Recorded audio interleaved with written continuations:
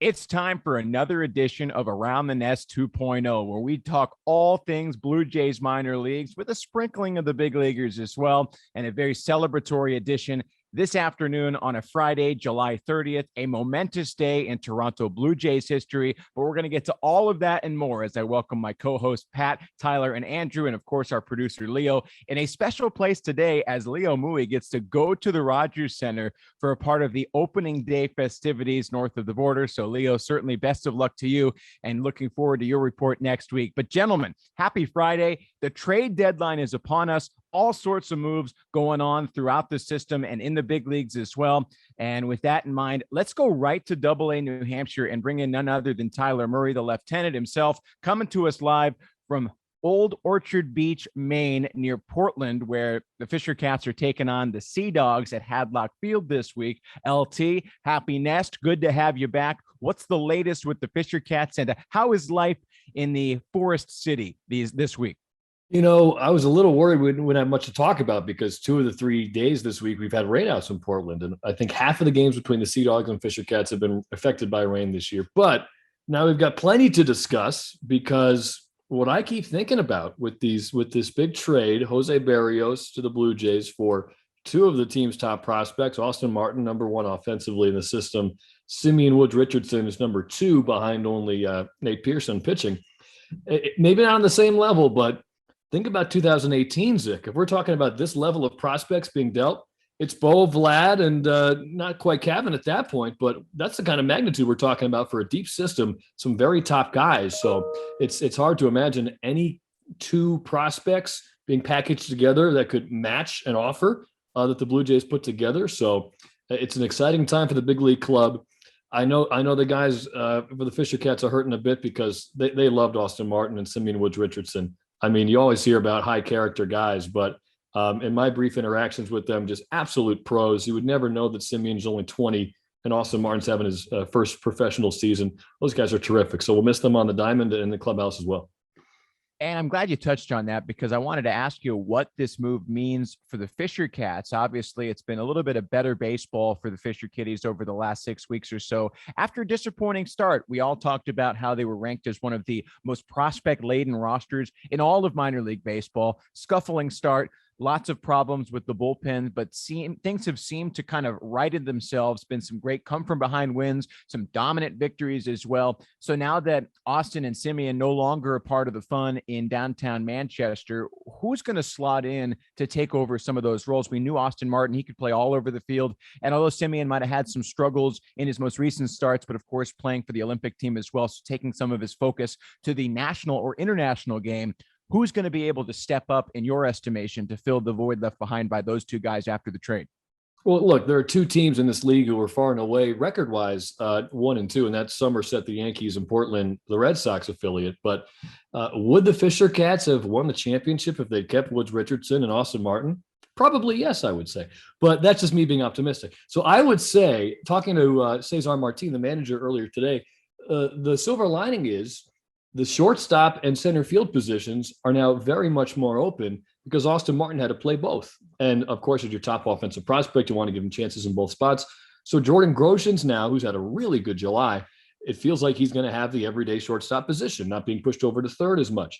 And in center field, it's been tough to nail down who's the everyday center fielder. It's not Austin Martin because he was playing shortstop half the time, but you're going to see more Chavez Young out there. You're going to see Samad Taylor, who had a terrific start. And I think Reggie Pruitt has the ability out there as well. Tanner Kerwer from Vancouver has the speed to play any outfield position. So I'm actually pretty excited for the guys. Once the pain of losing 2 great teammates and friends wears off, I think you're going to see a lot more opportunities for guys who have been forced into positions they're not exactly comfortable with really get to rise up here. And you can add Kevin Vicuña, Nick Podcool to that. They've been playing first base a lot. Those are natural middle infielders. When they get a chance to play short and second base, they've been terrific. So maybe you get them at short more, push Groshan's over to third a time or 2, and you're going to see a lot more, I think, well-rounded efforts from this team as opposed to maybe 1 or 2 guys just lighting things up. Before we talk about some other Fisher Cats, I got to know, have you done a wellness check on Bob Littman, your fellow voice and fellow Vandy boy, after having one of his own traded away? Look, anchors are always down around here. Okay, so spirits are still high, but it's tough for Bob. One of my goals was to make sure Bob got to interview Austin Martin before he went to AAA or what have you. So we got to do that very early on in the season. And a tip of the cap to Austin, he had agreed to do an interview with a radio host and a little league team coming home on Tuesday, which isn't the highest profile interview you'll do, but for him to be willing to give his time for some young kids, sadly won't get to do that. But spirits relatively high. The team's been doing well. It's just, this is a shocker. I mean, certainly we know the Blue Jays were hoping to make a big move. And you maybe think mid-level prospects, maybe a big league starter, but really two of your top prospects at the high level. It's a stunner. And it's a reminder of just how connected we are to the big league clubs and why so many people tune into the nest to see who might be on the move. The chip's certainly at the center of the table for the Jays as they're trying to make things happen here in the later half of the 2021 season and try and take down those pesky Red Sox, though certainly making a statement at Fenway Park over the last couple of days. Now, talking about AAA, you mentioned you wanted to try and get Bob that interview with Austin before he went to AAA, but a recent AAA promotion coming out of that bullpen for New Hampshire, none other than John Harris, everybody's favorite right-hander. He has been toiling in the system for as long as any of us can remember, but one of our favorite guys all around, just a great guy to be around. He knows what the game's all about, understands the power that a player in the minor leagues has on the fans and a community, well-loved in New Hampshire and across the system. So what did John do to earn that well-deserved promotion up to AAA and join the Bisons once again? Well, an interview was also centered around the news that we got. Young Nate Strauss was about to interview him, and he said, "No, sorry, got to go to AAA." So that's a good excuse. Really happy for him because it's not the easiest thing in the world to transition from a lifelong starter, not just as a pro, but his entire life he's been starting games, he's been dominating, into a reliever. And one of the things we've always noticed with John was maybe a susceptibility to giving up the home run. Balls are still getting hit in the air, but they're not leaving the ballpark as much against Harris. And he's kind of that rare reliever now where he's not just that fastball slider guy. He still has a lot of different pitches he can go to. And I think it shows a lot about his maturity that he's taken on this role. I can probably surmise that he wasn't necessarily step right up and sure I'll be a reliever after all this time, but just the way he's handled it would have been really easy to just say, you know what, it's not for me. But not only has he done well, he's done considerably well. To get to call the AAA, I don't even know. With a new position, a new relief role, totally reasonable. Spend the whole year in AA. We'll see how it goes. But to earn this call up, I think says a lot about what the system now thinks about. How about our weekly Vinny Capra update? Obviously, we are checking the box scores every day, and the guy just continues to swing it. What is the former Richmond Spider continuing to do? Can you give us any other nuggets into anything that might be behind this incredible surge he's had this year? Well, Hunter Mentz always talks about he's the minor league hitting coordinator, doing damage, attacking the ball, and I'm excited to hear what Pat thinks when the Bisons get back home of Vinny. I mean, what a story he's been. So AAA call up more than well deserved. So I wouldn't be surprised to see his hot hitting continue because he's a guy who I think it was Kevin Pillar when he kept going up and down AAA to the big leagues. When he got back to the majors, he was like, all right, at this point, I can't give the Blue Jays any reason to send me back down. I have to give them no choice. And that's what Capra's done. He's supposed to be organizational depth, but clearly it's, okay, this guy is doing everything he can to make a statement, and they've rewarded him with that call-up. Tyler Murray, AA New Hampshire, as always, such a treat to have you, and certainly enjoying your calls this week from Hadlock Field in Portland. NHFisherCats.com. Check them out, tune in, and you're always in for some fun when LT is on the mic. Stick around, Tyler. We'll come back around as we wrap things up at the end of our episode. But for now, let's follow Vinny Capra up to AAA. Hi, Pat. You're coming to us live. Good to have you. And certainly some exciting times for the Bisons, for Buffalo as a community and the city, and for Salem Field, which has been a big league community for the first part of the year. But now the Bisons, they're coming home. They're coming home. Good day, my friend. Hey, I figured I'd change my location this week. I'm coming to you from the home broadcast booth here at Salem Field. So, getting things ready to go. It's been a lot of fun this past Monday. The 18-wheeler was loaded up with all the team's gear from Trenton Thunder Ballpark. It made its way to Buffalo, and on Tuesday it got unloaded. So a lot of work going on here in Buffalo. It's an exciting time as we watch the Bisons now in Worcester just end their 8-game winning streak. They'll be in Lehigh Valley next week. And then, as you mentioned, the team will make their way to Buffalo, and looking forward to August the 10th for the home opener. So before we talk about the play of as a team, and as well as individual performances for Bisons across the roster, what has the preparation been like around Salem Field, transitioning the Blue Jays back to Toronto? You mentioned the truck coming up from the Garden State to make sure everybody has what they need at Salem Field when the boys get back home for that first home series next month. What has the energy been like? What are the preparations, the planning, the promotions, all those things going into having minor league baseball back at Salem Field? It's been so well received from the fan base. It's $10 general admission tickets. So if you've never had a chance to sit behind home plate before, now you might have that opportunity. So fans, I think, are excited about that chance. And, tickets are going, ticket sales are going well so far. From a front office perspective, we're excited to share this team with the fan base as well, and how well they've played this year, even though there won't be a traditional AAA and AAA East champion. Just what this team has done to get 20 games over 500 has been no small accomplishment. And then from the inner workings of things, transitioning what was the major league clubhouse, as we've talked about before, now into a AAA clubhouse for the Bisons, and then the visiting team now occupying the first base side. So all those things that coming together, and everybody is really pulling in the same direction to make sure that Salem Field is as ready and as beautiful as it can be August the 10th for when fans. We had over 14,600 here for the final Blue Jays home game against the Red Sox. We hope we can have something similar to that for the opener on the 10th and all the way through those final 2 months of the year. We knew it before this season that Buffalo is a baseball town in many respects. As much as the Bills Mafia might try and shoulder their way or table drop their way into dominance. But that being said, certainly so well received were the Blue Jays, and a testament to the community and to the organization, the Buffalo Bisons, doing what they had to do to be that home away from home for the Blue Jays, and now being rewarded in kind. All right, let's get right to it. Let's talk about some recent star performances.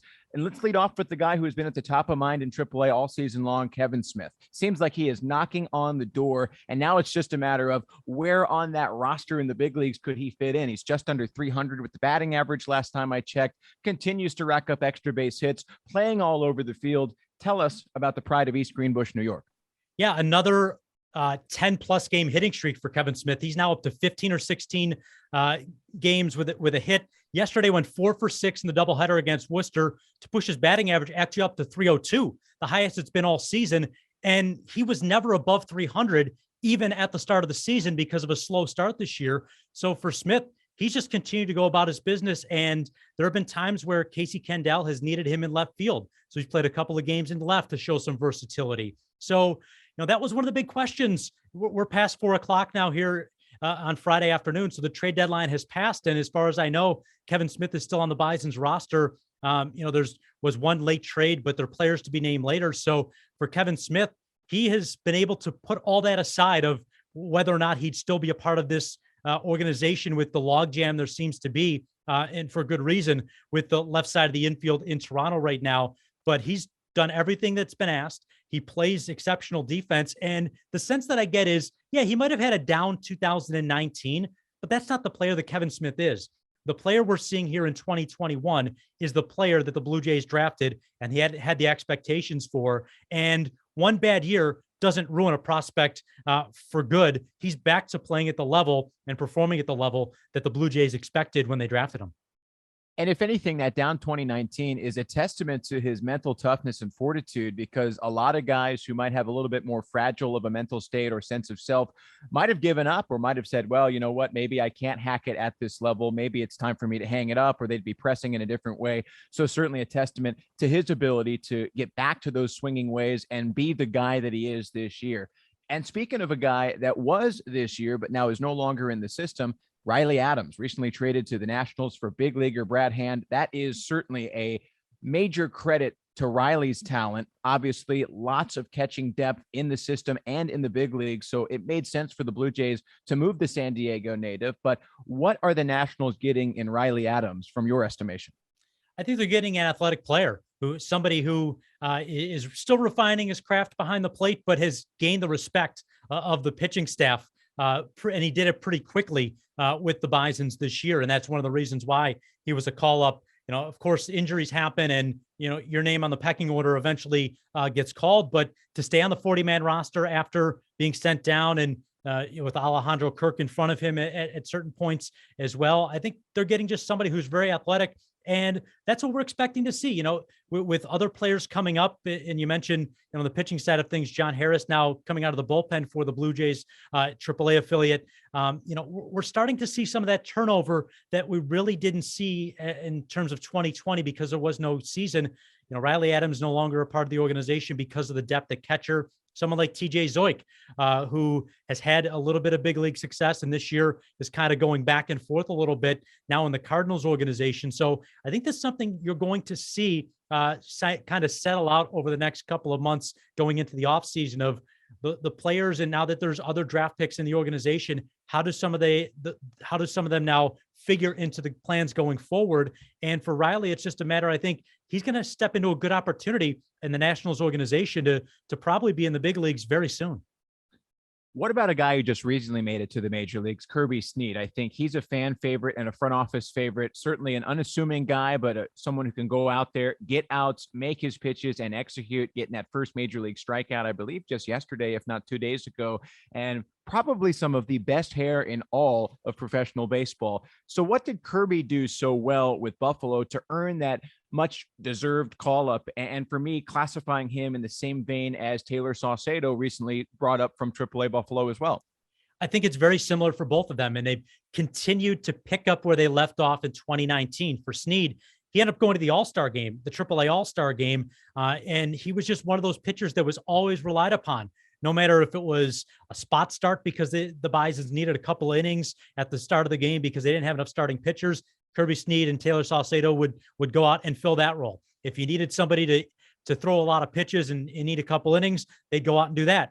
Oh, by the way, they can close a game for you too. So it's that versatility. And I don't think it's any surprise that when the Blue Jays needed some depth from the left-handed side of the bullpen, Snead and Saucedo were good options, and it was Saucedo that went up first. And I think Kirby Snead had been knocking on the door the entire time as well. It was just a matter of finding the right opportunity, and he has just continues to exceed maybe expectations and continuing to progress in his stature as a pitcher in the Bison's bullpen this year.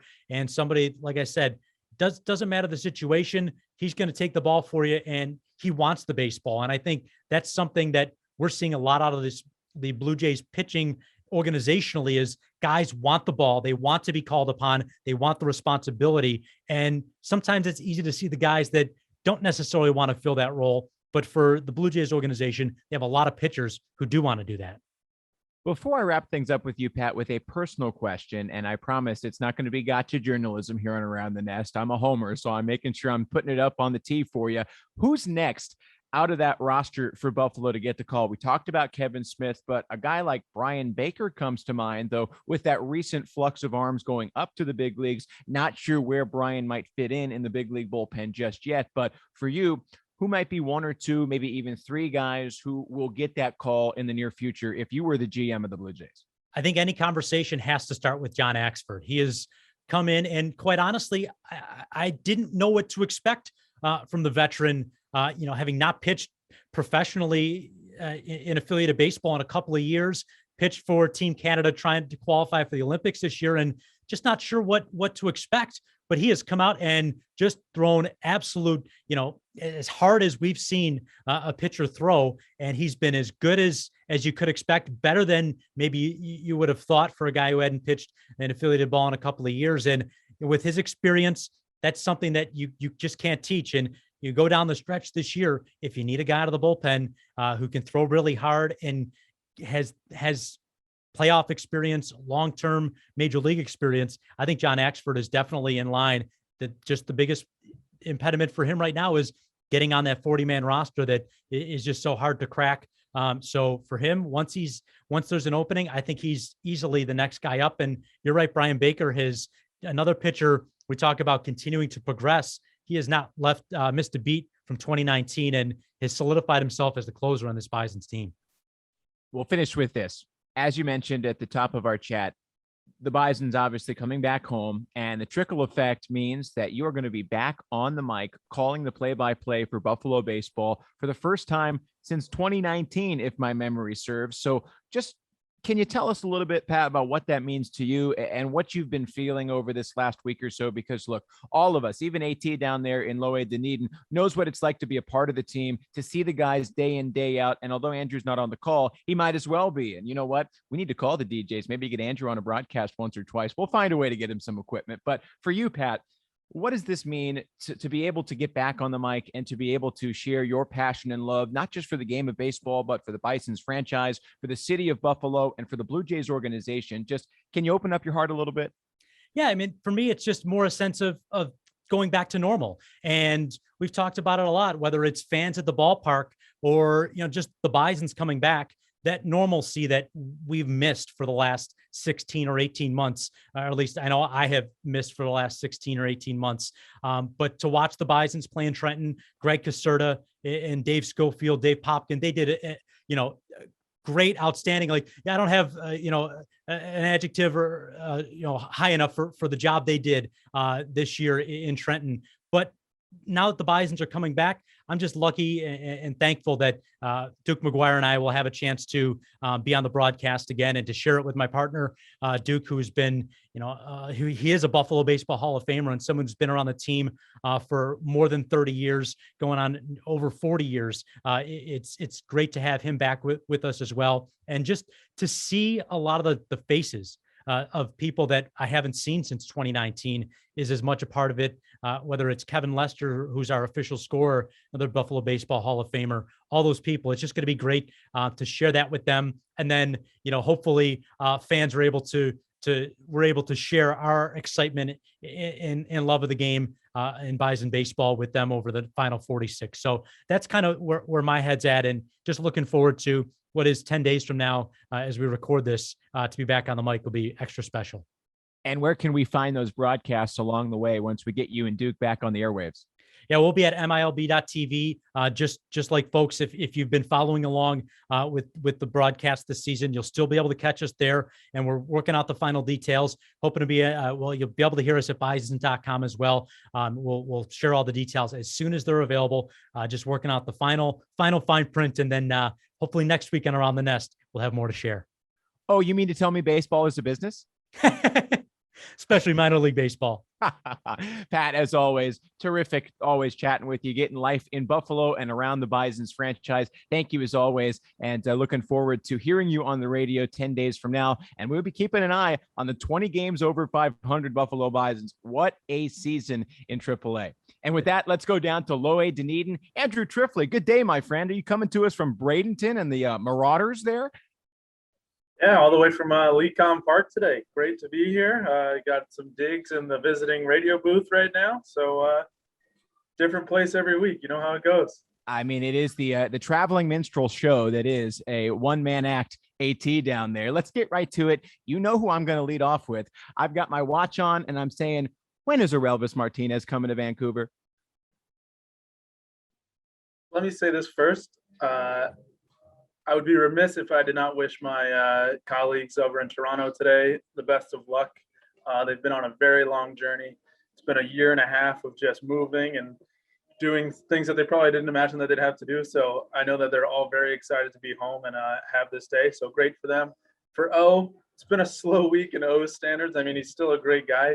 The best comment I have is earlier in the week, everyone on the team had a hit but him.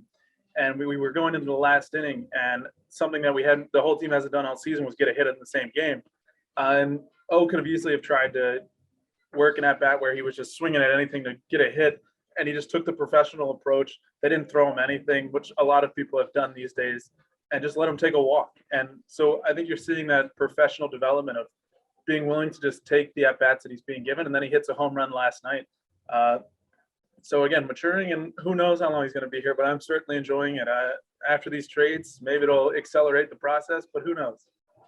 I am curious to know about how you dove into the record books to figure out how he was the first DJ to be the back-to-back or even two-time in one season league player of the week since I think 2005. Did I read that correctly? JP Arencibia, part of that back 16 years ago? Yeah, so our research portal only goes back to 2005, so it Right. could go back further. But yeah, JP Arencibia and Aaron Matthews were the two prospects that have done it. We don't get much weekly player of the week love. I mean, Vladdy didn't even do it twice, which is crazy. But even the 2019 team that won so many 80 games didn't have two player of the weeks. So for him to win it back to back, pretty incredible. How about Mr. Paulino? He's been terrific and continues to develop down there with the DJs. What has he been doing differently here in the second half, or at least over the last 6 to 10 weeks, as opposed to at the start of the year? Yeah, Noswell's been playing great. He had a great start last outing. He's been our pitching coach, Drew Hayes, has been really preaching just throw strikes. And especially with the new strike zone that we have, it got wider and it got shrunken. So it's trying to get that late movement to the ABS to hopefully snag some strikes on the outside corners. And he's just been really pounding the zone, getting guys out. And I mean, that's what Drew's been preaching, and he's been able to execute so far. Around the clubhouse, can you give us a little bit of a temperature check? How are the vibes? Obviously, the DJs playing a lot better over the last 2 months than they did in the first 6 weeks of the year. And it certainly seems like a slightly different team, a lot of similar names, not a lot of movement between low A and high A, just a couple of guys obviously coming up to the Canadians who we've talked about along the way on our show. But what's the mood like around the DJs clubhouse, since you are pretty much the only guy outside of the roster and the coaching staff who gets to have that inside access? You know, it's a different feeling. That I was thinking about it today. It's a different feeling of we're playing this Bradenton team, who's the second team in the league right now. And earlier in the season, in the first month, we played them in May. And you kind of just felt like hoping to get a win out of 6. And we would take 1 in a series or 2 in a series. And now we're going out every game. You're competing. And these guys really feel like, let's go get 5. Let's go win all 6. It's definitely more of a feeling of we can win these games, and we're going to win these games. And especially 2 nights ago was a close game, lost it in extras. And then you come back last night, Sem Robersa goes 7 innings, which is the longest outing of the year of anyone on our team, gives up only 4 hits.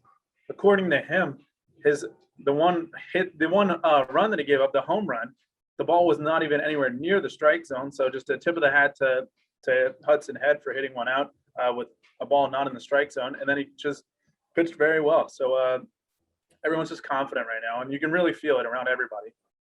Anybody that we need to be paying attention to over this last week plus that deserves a little bit of love here on Around the Nest, that might be somebody that you are suddenly saying, okay, like they've started to show themselves? I'm going to say Zach Britton. And just because of what he's endured this season in terms of trying to readjust back to being a catcher, I can't imagine going from an outfielder at Louisville to having to play professional baseball as a catcher can be an easy transition. So he's starting to adapt really well to catching again. And I think the bat started to lag behind because he was focusing so much more on the catching. But he had a home run last week after not having one all of June. So I think we're starting to see him come around, and I think he could finish this season really strong because he's a mature guy that kind of doesn't get too high, doesn't get too low on himself. So I think that's somebody that we could see start to vault up the rest of the season. Low A Dunedin, don't count those DJs out. Certainly continuing to create those vibes in the clubhouse. And AT, I'm just going to give you some credit for being the straw that stirs the drink down there. You know what? You never know what you're going to get. And certainly glad to always have you giving your inside info on those DJs who this week are on MILB TV. So a rare opportunity for Blue Jays fans to get their eyes on the lowest level of the minors, or at least not counting the complex league, of course. And before we say goodbye, what other places can we find the DJs so people can stay up to date on everything down there in Low A? Yeah, stay on us on social media, at Dunedin Blue Jays. You can go to the website, DunedinBlueJays.com. We'll be posting recaps, posting however many awards Orelvis is going to win. Who knows? So I'm trying to keep you up to date as much as possible. So I appreciate being on the show.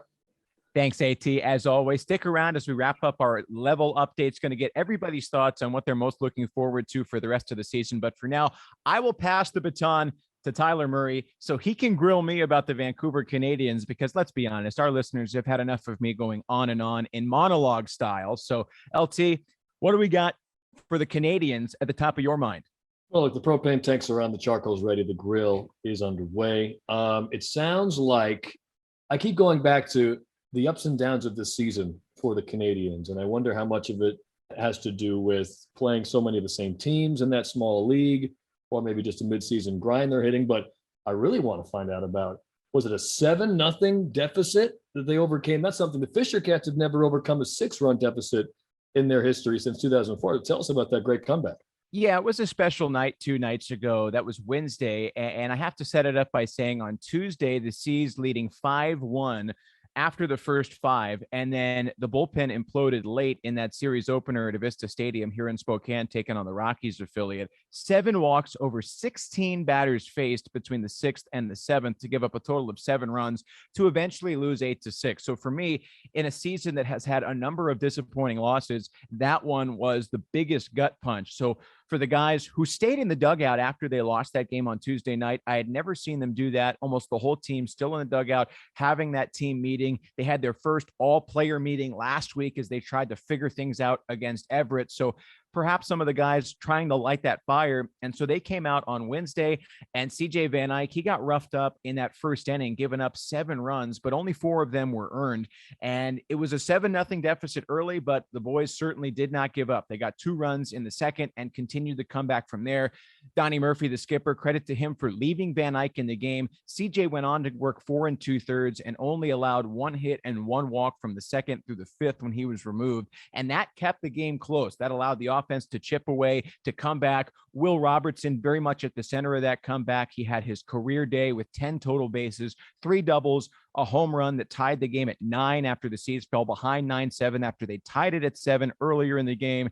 And he also scored 4 times to match a single game season high for Vancouver. So for me, a great team win up and down.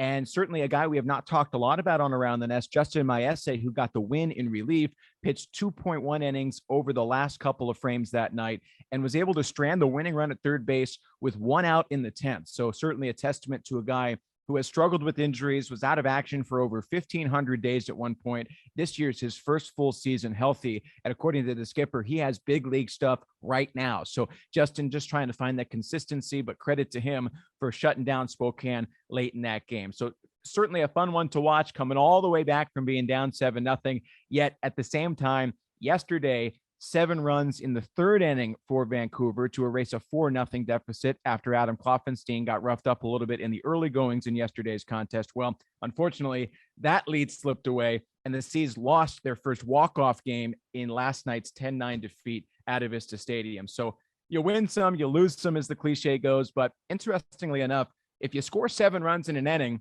you're not going to win a game this week in this series. It seems like it's not often you see 2 7-run innings in back-to-back games, and the team that didn't win. So baseball, crazy game. I know you didn't see a ton of them, but the one guy who went from New Hampshire to Vancouver, but now back to New Hampshire, is reliever Connor Law. And he had really struggled here, but seems like he figured something out. I'm not sure if you ever would pick anything up in the couple weeks you saw him. Yeah, he came down and you could tell. I mean, he was certainly upset, a little bit pissed off, for lack of a better term. 27 years old, coming back down to high A after starting the year in double A. And the numbers say it all. You know it. You saw it right there firsthand, Tyler. It was just not great. And so Connor was able to come in some low pressure situations at the start to try and find that again. He started attacking the zone early, didn't try and pick and pop as guys sometimes tend to do when they're struggling, and just said, you know what, I'm going to go out and chuck it, and became a leader on this team. In fact, tried to light a fire around some of the younger pitchers once there was some scuffling and maybe not the same kind of seriousness taken by some of the younger pitchers on the roster. And Connor, being that grizzled veteran, if you will, really got in their grill and tried to shake things up. And I think it was certainly a boon to this young team to be able to get an older guy like that to come in and say, look, yeah, it's a grind, it's a job, but you know what? You got to play for something, even if you're way out of the standings as the Seas are right now. And you got to have some passion and pride. And so Connor not only contributing between the lines, but off the field as well, and a well-deserved promotion back to Double A. That's where he needs to be, and excited to see what he continues to do now that he's back with the Cats. We always know the answer to the who's next to come to New Hampshire question, because it just stands out in your broadcast. It was Talley and Kerr, the 2 first names I kept hearing, or the 2 last names I heard early in the season. Who do you think falls into that category these days? It feels like there may be some holes to fill in our roster after today's big trade. Yes, there is certainly a precious metal named catcher who might have an opportunity to be coming up to AA sooner rather than later as I tiptoe that line. Somebody called Charlie Wilson, but don't tell him that I said anything about it. That being said, when this episode comes out, the move should be official. But that said, we'll keep it close to the chest for now. So certainly a guy who's going to contribute for New Hampshire right off the bat, a guy who is a team leader. And for me, was the next edition of Tanner Kerr, maybe less so on the field, but certainly in the clubhouse, a glue guy, a big locker room guy, as a certain friend of the pod likes to say. So certainly looking forward to that gentleman getting up to you guys and hopefully being able to talk all about his success next week on Around the Nest. But looking at some of those holes just created, Luis de los Santos certainly is one of the league RBI leaders. He is the team leader in homers with 9. He is the everyday shortstop and somebody who certainly could be the next one to get promoted from the offensive side of Vancouver's roster. And on the pitching side right now, for me, there's really nobody who's really ready to go up. So certainly always a chance for somebody to try and turn things around. But I think based on what we have here, even with the trades, not a lot of guys seem ready to make that jump to the upper minors, simply because we know it's the biggest jump to make.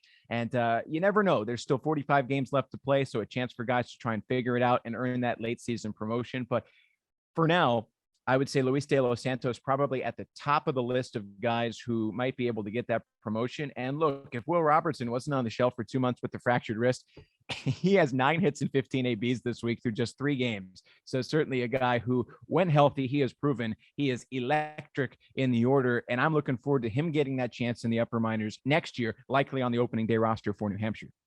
Last one for you from Vancouver, Zick. I know you don't have any hard information, but just a general feel, if you've talked to any of the guys or maybe some of your fellow front office staffers, today being that momentous day where the Blue Jays are back in Toronto, are people optimistic about the possibility of returning to the Nats? I know there's nothing concrete yet, but it's got to be at least exciting to see. Yeah, it's certainly a great first step. And we know that the Blue Jays have been working on getting themselves back to the Rogers Center since even last year. And obviously, anytime you're dealing with the federal government in any country, there is a lot of red tape to wade through, bureaucracy to try and navigate. And so a tip of the cap to the Blue Jays for making this happen this year, because as they said, that's why they got the exemption. It serves the national interest to have the Blue Jays back in Toronto and being able to represent for the entire country. Now, do the Vancouver Canadians have that kind of impact on the national interest of Canada? Maybe not quite as much, but certainly in BC and across Western Canada and even in the country, the only minor league team in affiliated ball has certainly some weight and some gravitas. And I know our team president, Andy Dunn, he is working tirelessly with the provincial government, with the federal government, and even with local government in Vancouver proper to try and get the C's back for those last 2 weeks of the year. Of course, with the Canadian government saying that non-U.S. citizens won't be able to come in until, I believe, September 7th was the announcement. That means that obviously a third or maybe even just over a third of our roster, international players, and those 2 teams that we'd play at the end of the year, Spokane and Hillsborough, plenty of international players as well. So if you don't have a U.S. passport, you're not going to be allowed into Canada until September 7th. So certainly can't give up hope just yet, though unfortunately things are not looking as clear as they might have a few weeks ago before that announcement came out, when there was talk that we could try and get back in August. But if it happens, it would probably be those last 2 weeks of the year. But I wish I had some more hard and concrete details to share, though I know that if and when the okay is given from the provincial and federal governments up north, we will be ready. The Canadians have a plan in place to get everybody up there for those last 2 weeks, just waiting for it to be okay. And as we know, Nat Bailey, that is a special place, and the fans show up in a big way. So wouldn't want to do anything by half. You want to be able to have a full ballpark, celebrate the return of Canadians baseball to its proper home on Ontario Street. And when that happens, I'm getting goosebumps just thinking about what that's going to be like at Nat Bailey Stadium. As long as we get the Canadian Tire Canadians Baseball Radio Network coverage, I think we're good to go.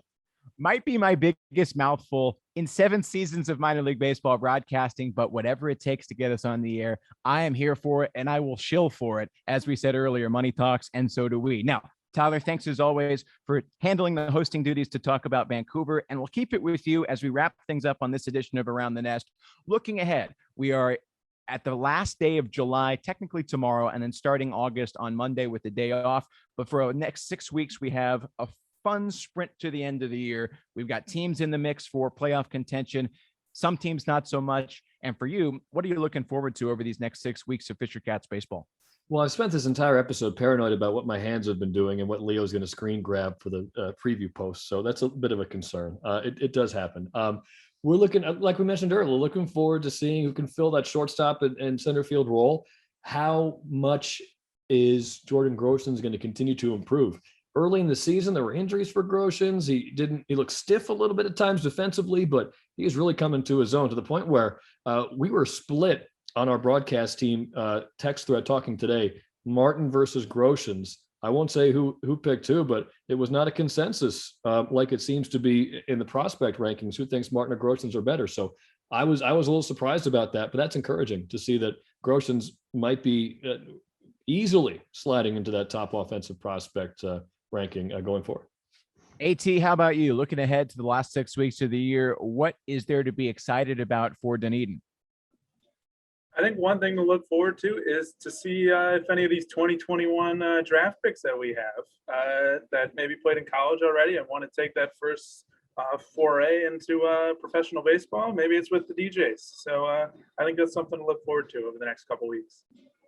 I mentioned mine possibly getting back to the Nats. So with that, back up to AAA. Pat, for you, I know we touched on you getting back on the broadcast. That has to be at the top of the list. But that being said, what else might you be looking forward to over this last 6 weeks as the Bisons certainly challenging for supremacy in AAA? Well, selfishly, the Bisons played so well in Trenton that if they don't get off to such a great start here at Salem Field, then we know that the front office will be the reason for it. So looking forward to the Bisons having hopefully just as good of a stretch, which was the best home record, the most home wins as of last Sunday of any team in minor league baseball. Bowling Green had the same amount of wins, but the Bisons in Trenton at Trenton Thunder Ballpark were so good that I'm looking forward to hopefully the team continuing that trend. And even though there isn't a traditional postseason this year, just a game and a half out in the division, I think about 3.5 games behind Durham for what would be the overall league championship, the best record. So looking forward to seeing if the team doesn't look like they've lost any players at the trade deadline, would continue to be, in the mix and potentially coming home with a league championship. The magic of the waters of the Delaware River. You just never know how it's going to affect them, but certainly looking forward to all of that coming up across the system. Certainly a fun finish over the next 6 week sprint. And by sprinting to the end of our episode today, that means we've wrapped up another edition of Around the Nest, trade deadline edition. Blue Jays return to Toronto edition as well, a momentous day across the entire system for the Blue Jays. And as we wrap things up, as always, gratitude is our attitude here on Around the Nest. So thank you to my co-hosts, Pat, Tyler, and Andrew, and our intrepid producer, Leo Mui, working from a patio in Toronto as he gets set to head to the Rogers Center 16 minutes from now to get in there for the arguably biggest celebration in Canada in the last 2 years. So gentlemen, thank you very much. And that's it for another edition of Around the Nest. So until next time, we'll say this, go Blue Jays.